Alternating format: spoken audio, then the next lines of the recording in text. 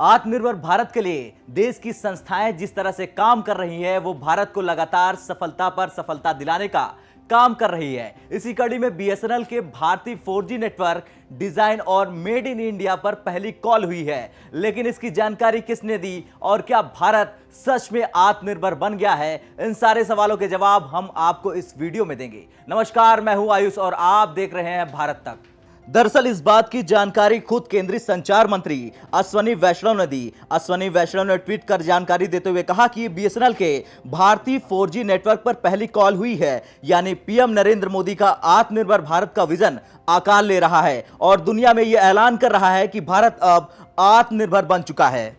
बता दें, मौजूदा वक्त में भारत के अंदर बीएसएनएल 4G सर्विस अलग अलग जगह दी जा रही है और यही वजह है कि अब इस कंपनी ने यह ऐलान कर दिया है कि वो अब अपने ग्राहकों को 31 दिसंबर तक मुफ्त 4G सिम भी देगी। यह भारत का पहला स्वदेशी 4G नेटवर्क है। हालांकि इसका रोल आउट सुचारू नहीं था, तो वहीं दूसरी रिपोर्टों की माने तो Tata consultancy services roll out के बाद के चरणों में सहायता करने वाली भागीदार के रूप में उभर सकती है।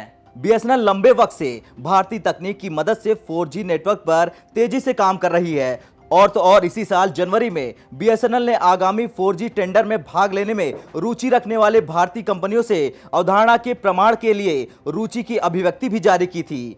विभाग की जानकारी के अनुसार जुलाई में 5 पात्र बोलीदाताओं को आश्रय पत्र जारी किया गया था। सरकार ने वित्तीय वर्ष 2021-22 में 4G सेवाओं के लिए स्पेक्ट्रम के लिए करोड़ों रुपयों का बजटीय आवंटन किया। आवंटन बीएसएनएल और एमटीएनएल के 69,000 करोड़ रुपए के पुनर्द्वारण पैकेज का हिस्सा है। इससे पहले भी बीएसएनएल ने आत्मनिर्भर भारत विजन को बढ़ावा देने के लिए कई कदम उठाए। इसी नीति के तहत बीएसएनएल और एमटीएनएल ने अपना 4G टेंडर रद्द करके चीन को यह संदेश दिया था कि भारत के साथ उलझना उसे काफी महंगा पड़ जाएगा। दरअसल मोदी सरकार ने बीएसएनएल को चीन की कंपनियों से सामान न खरीदने का निर्देश दिया था, जिसके बाद टेंडर को निरस्त कर दिया गया था और अब नए टेंडर में मेक इन इंडिया और भारतीय टेक्नोलॉजी को प्रोत्साहन देने के लिए नए प्रावधान होंगे। इसके साथ ही सरकार ने यह भी निर्देश जारी किया था कि सरकारी कंपनियां चीन की कंपनियों से सामान खरीदने से परहेज करें।